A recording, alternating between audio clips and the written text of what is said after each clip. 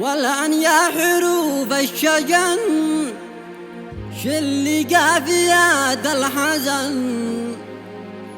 ضاقت دنيتي والبدن والدمع وسط مقلتي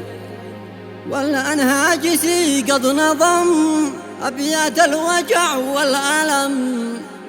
كيف شعيش من دونهم أنا وأخوتي وأسرتي توفت علينا أمنا يا قهري ويا حزننا فارقنا ضياء بيتنا كيف الموت بأمي سخي. هذا القصيدة الرثائية مقدمة من الأخ رضوان عبد الله الجرعم ومن الأخ برهان عبد الله الجرعم ومن الأخ جبران عبد الله الجرعم من أبناء محافظة ريمة يرثوا بها أنفسهم بعد وفاة والدتهم المرحومة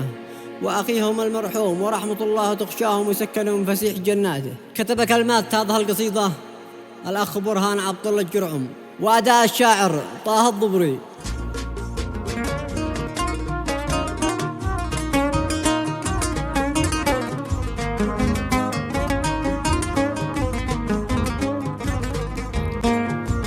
باسمك يا عظيم يا ودود يا خالق لهذا الوجود ارحم من سكن في اللحود يا من في سمك معتلي يا رافع سمك دون عمد يا رحمن أنت الصمد الله أنت واحد أحد ارحم من ترك دنيتي والآن يا حروف الشجن شل قافيات الحزن ضاقت دنيتي والبدن والدمع وسط مقلتي والآن هاجسي قد نظم أبيات الوجع والألم كيف شعيش من دونهم أنا وأخوتي وأسرتي توفت علينا أمنا يا قهري ويا حزننا فارقنا ضياء بيتنا كيف الموت بأمي سخي. كانت راحتي والحنان والنور الذي في المكان غابت صورتك للزمان يا روحي ويا جنتي يا قهري ويا للأسف أمي دمها قد نزف لكن بس يا للأسف فارقت جميع أسرتي لا دكتور نفع أو إبر هذا القول بالمختصر وانا دمعتي كالمطر تنزل في وسط مقلتي كيف حال اليتامى يكون يا قاري على امي قبول كيف جف الدموع العيون موتك يمنا هدني كم حنيتي كم قد بكيت بعد امي حرم ما هنيت لا مشرب ولا عد سليت موت امي جرح خاطري كم حنيت انا واخوتي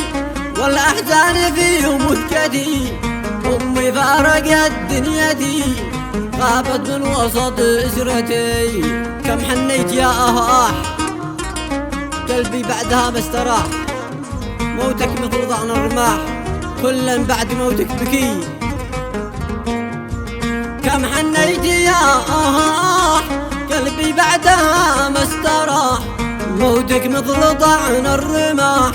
كلا بعد موتك بكي يما يا سراج النظر ما مثلك عدل قا بشر لكن بس جاش القدر موتك قطع عن كبدتي يما كنت يا الغالية ما كل الشبه الثانية واليوم في السما العالية ندرس له والنبي واسأل ربنا يعصمك يا بثي رحل زوجتك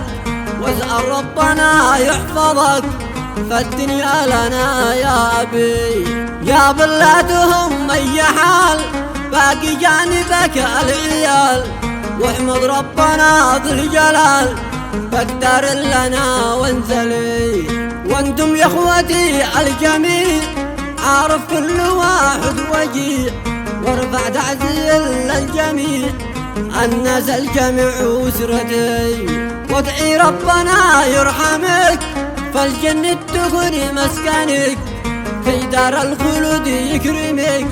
يا رب استجب دعوتي. واختمها بذكر النذير طه المصطفى والبشير، قد صلى عليها القدير الله السميع العلي.